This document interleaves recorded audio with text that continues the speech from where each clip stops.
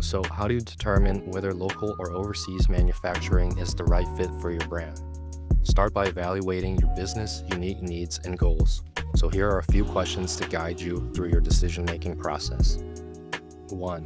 What are your budget and profit margins?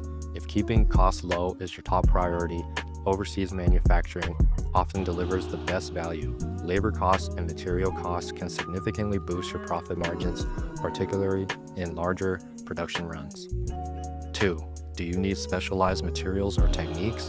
For brands requiring access to diverse or high-tech materials, overseas manufacturing hubs like China or Vietnam often provide options that simply aren't available locally. This includes advanced techniques like laser cutting or sustainable fabric innovations.